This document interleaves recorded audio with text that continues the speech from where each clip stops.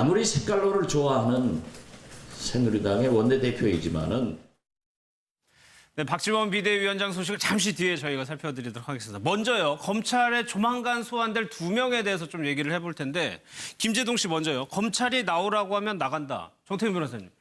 지금 이 혐의에 대해서 김재동 씨가 검찰에 나와서 조사를 받아야 되는 거죠? 지금 검찰에 지난 11일 서울중앙지검의 허위사실 적시에 의한 명예훼손으로 고발이 됐기 때문에 일단 고발장이 접수됐으면 검찰에서는 소환 여부를 결정해서 조사를 이루어질 것으로 보이고요. 거기에 대한 김재동 씨의 반응은 어제 JTBC 톡투유 녹화 중에서 발언이 이어졌는데 검찰이 나오려면 나가겠다. 책임질 일 있으면 지겠지만 국방비리에 대한 문제에 대한 책임은 그들이 져야 한다라는 발언을 했는데요. 기존에도 이제 국회에서 증인으로 부르면 가겠다. 하지만 감당할 수 있겠냐라는 발언과 일직선상에 있는 연장선상에 있는 발언이라고 보여집니다. 나오라면 나가겠다. 나오라면 나가야 되는 거 아닙니까? 당연히 나가야죠. 근데 이제 지난번에 시민단체가 고발할 때 허위 사실에 대한 명예훼손하고 또 하나는 협박죄거든요. 협박죄는 내가 나가면 감당할 수 있겠냐. 그거 협박으로 했거든요. 근데 사실 협박죄는 웬만하면 성립이 안 되잖아요. 그러니까 김재동 씨는 쟁점이죠. 그렇죠. 여기에 걸리지 않는 얘기를 하는 거죠. 내가 나가면 나가겠지만 국방비리나 이런 거 책임질 수 있냐.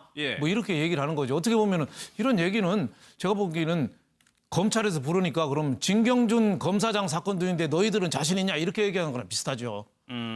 이건 사령관 부인을 아주머니라고 했다고 13일 영창 간 거. 이게 사실 여부가 지금 쟁점이잖아요. 근데 국방 비리도 많은데 너희들이 나를 부르는데 감당할 수 있겠냐. 두 개를 분리해서 봐야 된다. 그러니까 다른 문제인 것 같은데 이거는. 그렇죠. 다른 문제인데 김재동 씨가 같이 자꾸 엮는 거죠. 그래서 저는 문재인 더민주 전 대표하고 김재동 씨 이번 건하고 비슷한 게 많아요. 그런 얘기 하시는 분들이 있더라고요. 영창 13일하고 여기는 회고록 사실에 대한 건데 둘 다 본인들은 문재인 전 대표나 김대중 씨나 본인들은 잘 알고 있어요. 근데 기억이 안 난다고 해요. 근데 국민들도 다 알고 있어요. 근데 인정하기가 쉽지 않다는 것도 알고 있어요. 왜? 김재동 씨도 야당 세력에 많은 추종자들이 있잖아요. 문재인 대표도 인정하는 순간 진보의 자기 지지 세력들이 그 표가 날아간다고 생각해요. 그러면은 대선 나갈 때 정의당 쪽에 심상정 후보 같은 사람들이 나오면 13표가 한 15%는 날아갈 수도 있겠네? 이런 정치공학적인 계산을 할 거예요. 그래서 아마 인정하기가 쉽지 않은데 제가 보기에는 이거는 빨리 막는 게 오히려 나은데 빨리 막아야지 오히려 판이 더 커지지 않고 오히려 한데 그걸 현실적으로 그거를 인정한 것도 상당히 용기다. 근데 그걸 다들 지금 못하고 있다 이런 생각이 듭니다. 그래서 문재인 전 대표하고 김재동 씨가 좀 비슷하다. 근데 황 의원님 이 말이요. 각종 국방비리 문제에 대한 책임은 그들은 져야 하는데 이건 검찰에 가서 할 수가 없는 거고 그럼 조사받고 나와서 이 활동을 좀 본격적으로 하겠다는 거죠. 아니 뭐 국방 문제, 그다음에 비리에 있으면 책임져야죠. 그건 뭐 당연한 얘기고 더군다나 지금 국방 비리가 많이 나왔고 진짜 안보에 중요한 것, 그다음에 국민 세금을 갖다가 잘못 쓴 사람들은 처벌을 받아야죠. 근데 지금 거듭 얘기지만 그거가 좀 별개의 문제입니다. 그리고 저는 왜 이렇게 사건을 키우는지 솔직히 조금 약간 이해는 안 가요. 진짜 맨 처음 본인이 저는 웃자고 한 얘기다.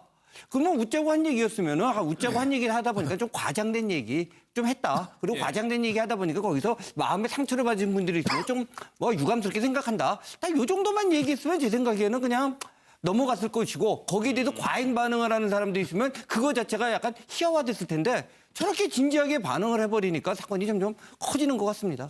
그것도 어떻게 보면 김재동 씨나 그 주변에서 이 문제를 계속 좀 끌고 가고 싶은 면도 있지 않을까요? 김재동 씨는 벌써 정치인이 됐습니다.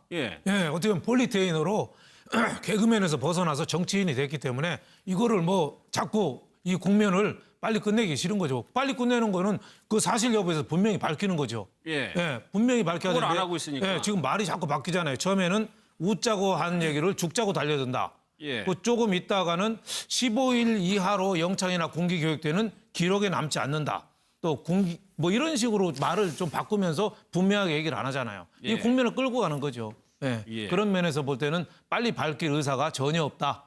이런 생각이 듭니다. 그러면 실질적으로 명예훼손 같은 경우에는 국방부에서는 사실이 아니다 쪽으로 이미 국정감사에서 얘기를 했단 말이에요. 사실이 아니라는 걸 전제하면 혐의가 가능합니까?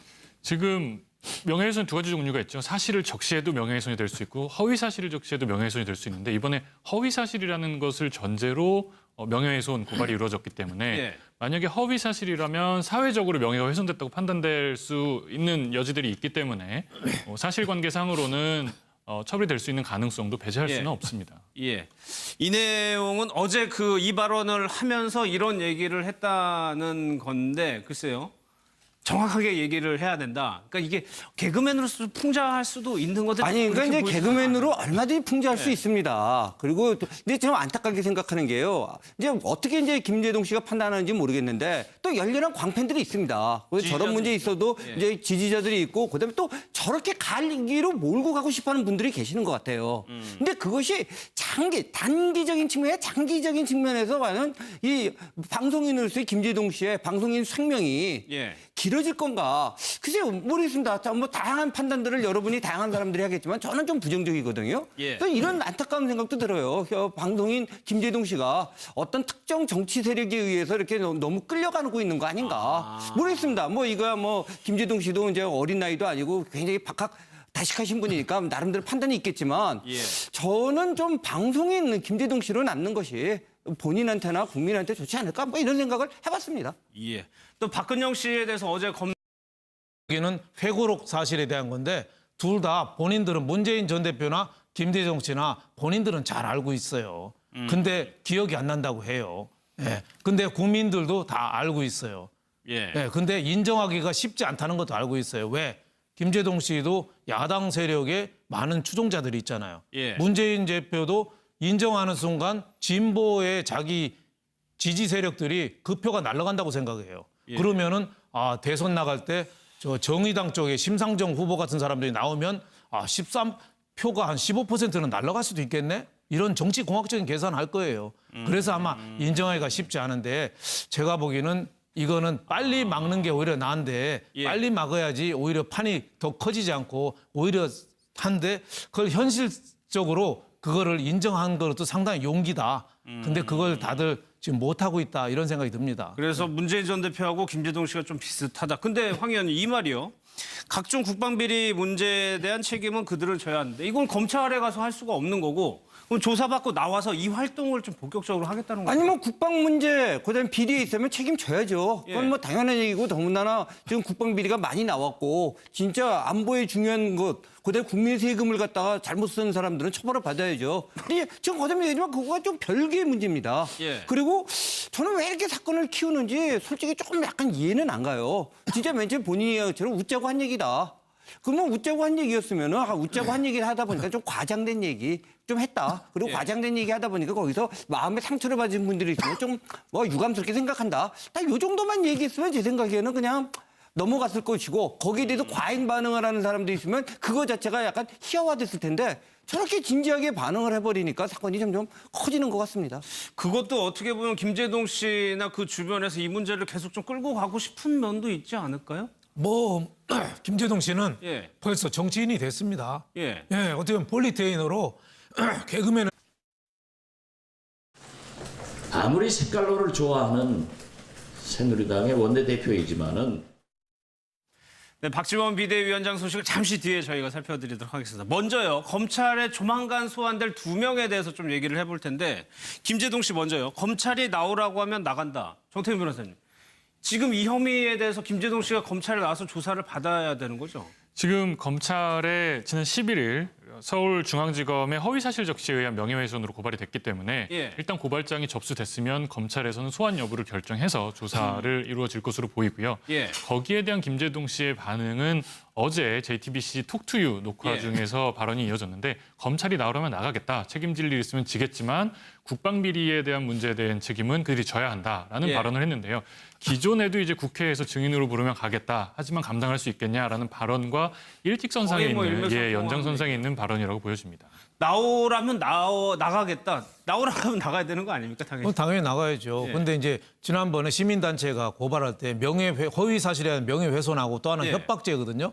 협박죄는 내가 나가면 감당할 수 있겠냐. 그거 협박으로 했거든요. 근데 사실 협박죄는 웬만하면 성립이 안 되잖아요. 그러니까 김재동 씨는 쟁점이죠. 그렇죠. 여기에 걸리지 않는 얘기를 하는 거죠. 내가 나가면 나가겠지만 국방 비리나 이런 거 책임질 수 있냐? 예. 뭐 이렇게 얘기를 하는 거죠. 어떻게 보면은 이런 얘기는 제가 보기에는 검찰에서 부르니까 그럼 진경준 검사장 사건도 있는데 너희들은 자신 있냐 이렇게 얘기하는 거랑 비슷하죠. 예, 이건 사령관 부인을 아주머니라고 했다고 13일 영창 간 거. 예. 요게 사실 여부가 지금 쟁점이잖아요. 예. 근데 국방 비리도 많은데 너희들이 나를 부르는데 감당할 수 있겠냐. 두 개를 좀 분리해서 봐야 된다. 그러니까 다른 문제인 것 같은데 이거는. 그렇죠. 다른 문제인데 김재동 씨가 같이 자꾸 엮는 거죠. 그래서 저는 문재인 더민주 전 예. 대표하고 김재동 씨 이번 건하고 비슷한 게 많아요. 그런 얘기 하시는 분들이 영창 있더라고요. 13일하고 여기서 벗어나서 정치인이 됐기 때문에 이거를 뭐 자꾸 이 국면을 빨리 끝내기 싫은 거죠. 빨리 끝내는 거는 그 사실 여부에서 분명히 밝히는 거죠. 예. 분명히 밝혀야 그걸 되는데 안 하고 있으니까. 예, 지금 말이 자꾸 바뀌잖아요. 처음에는 웃자고 한 얘기를 죽자고 달려든다. 예. 그 조금 있다가는 15일 이하로 영창이나 군기 교육대는 기록에 남지 않는다. 또 군기 뭐 이런 식으로 말을 좀 바꾸면서 분명하게 얘기를 안 하잖아요. 예. 이 국면을 끌고 가는 거죠. 예. 예. 그런 면에서 볼 때는 빨리 밝힐 의사가 전혀 없다.